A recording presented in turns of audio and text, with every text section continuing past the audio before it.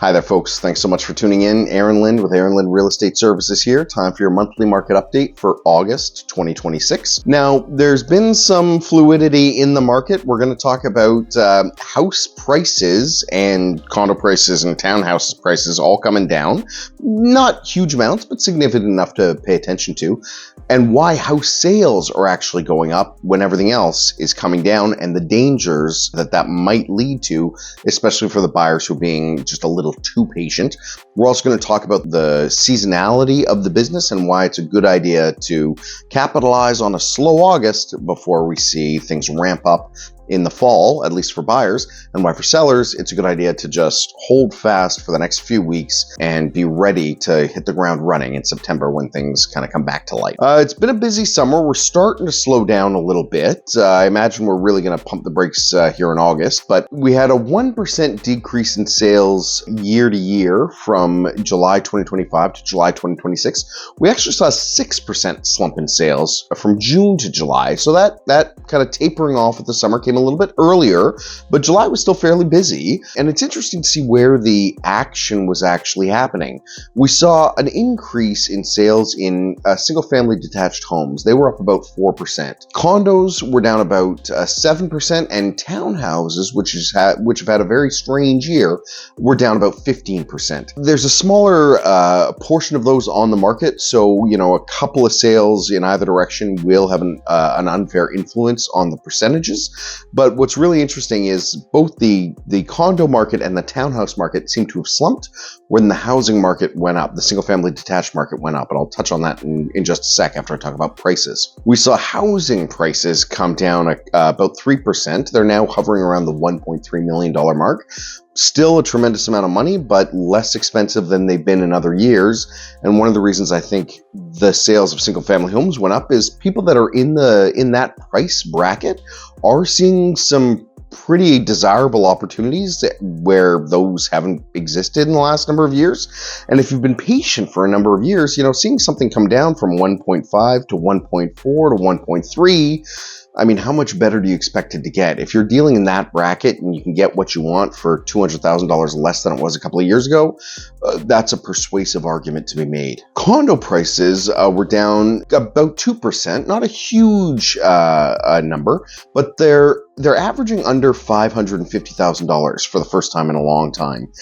I mean, that's a nice round number that people can wrap their heads around. I've been really surprised as well to see how motivated some condo sellers have been, especially the ones that have big depreciation report issues or big upcoming special levies, or just work where the price tags that 2 years ago would have been $100,000 are now in the $200,000 and $300,000 range. COVID and general inflation have brought up the prices for a lot of things. And as with anything, if there's a problem, the longer you delay it, the more expensive it's going to get. And we're seeing a lot of that kind of come home to roost these days. What's interesting is what's happening in the townhouse market. Now, prices were up about 3%, even though sales were down about 15%. That tells me that a lot of good deals were had in the last month, and the lower price things basically all got bought up. There's still a big market for townhouses. They're still a desirable commodity, but now the ones that are left are just more expensive.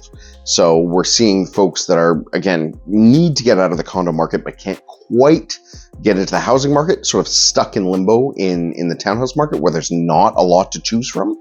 And basically, if there's a decent deal to be had in the townhouse market, that might be something worth jumping at. So as we see prices basically come down in condos and in townhouses, what we're seeing is the bravest buyers are the ones that are taking advantage and getting the best deals.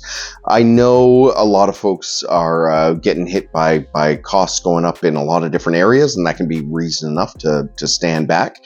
But I've said before, and I'll keep saying, time to be the brave buyer. It's really surprising how flexible some sellers have been, as I just mentioned.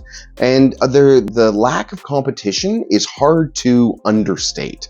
This is a very desirable place to live. We have people from all over Canada and all over the world looking at this market. So, people in Regina aren't competing with people in Victoria. People in Victoria are competing against people in Regina. And when the competition kind of backs away, that's the time to redouble your efforts to try to find a really good deal and negotiate for one. Again, an asking price is just a wish until somebody actually pays it. And what you might find is when sellers aren't as flexible as you want them to be with prices, they will be flexible with basically everything else. I've had a lot of things included in the last couple of months that I didn't expect to be included. I've had a lot of flexibility with dates, just really motivated sellers, just really committed to making things happen. Now, we're likely to see things slow down in August, and that's just typical for the seasonality of the business before we pick up again in September and October for one last sort of rush before the end of the year. Things really slow down in the winter and over the holidays and that kind of stuff. And we won't pick up again until spring. So if you're a buyer right now, I say before things pick up again in the fall, it's not a bad idea to start getting really, really active and even try to submit an offer to, be it a lowball one, just because there's not a lot else happening in the market. If you're a seller with just 3 weeks left before September, I would say wait. Get your house in order. I've got a couple of folks doing this right now, and they're chomping at the bit to list. And I'm saying, make your house as presentable as possible. Do everything you can to increase the curb appeal. And when people get back on vacation and other sellers are just getting up and running, you are going to hit the ground running. You're going to be the first out of the gate for the last busy season of the year. And I'd be surprised if that didn't pay dividends. Now, focusing on pricing for just a sec, again, I know it's outrageously expensive with houses around 1.3 and townhouses around 850,000. But I really think that if we're not at the floor, we're near the floor for those kinds of prices. I'm not saying the prices are going to shoot up in the near future, but we've got a bit of a floor in Victoria. We're a university town, we're a tech town, we're a vacation town, we're a government town. And again, everybody from all over Canada and all over the world has their eyes on Victoria as a retirement destination, if nothing else. So there is a floor on this thing, and I'd be surprised if we weren't near the bottom of it for townhouses and houses especially. For condos, I do expect we're going to see a little bit more flexibility. There's a lot of stuff being built here, a lot of purpose-built rental buildings being built, and that is going to kind of sap the buyers away from condos, at least the investment buyers. But where I really think there's opportunities to get creative and get some good deals, again, buildings that need some work. Work being articulated in the depreciation report or needed work that's kind of being planned in strata meeting minutes can be a lot to turn buyers off. That's the time to capitalize. Make a lowball offer, do a deep dive through the strata docs, and you might find a reason to even get the seller to come down a little bit more. It's worth the conversation, and there are deals to be had. I'm seeing them happen all the time. You just need to put an offer on the table, and you will be surprised at what people are willing to work with. On the flip side of that coin, we are now under 4,000 listings in the Victoria region for the first time in several months. Now, that is partly some people haven't been able to sell their stuff and they're pulling it off the market, but a lot of stuff has been sold. And I don't mean to be a fearmonger. I really don't think prices are going to shoot up dramatically in the foreseeable future. But as competition gets tighter and tighter, the patient buyers may very well find themselves to be the regretful buyers. I can't tell you how many times I've been in the room with people saying, I really love this house. There's condo or whatever. I really love this place. There's no competition. Why hasn't somebody bought it? Why hasn't somebody bought it? And then somebody buys it and they say, oh gosh, we really should have bought it. It's like, yeah, I know it's scary, but only if you're scared. If you rate the place, 8 out of 10 or higher, and the numbers work and the location works, really the question is, why should we do it? The question really becomes, why shouldn't we? And if the only answer is somebody else hasn't, I really don't think that's a very good reason not to do something.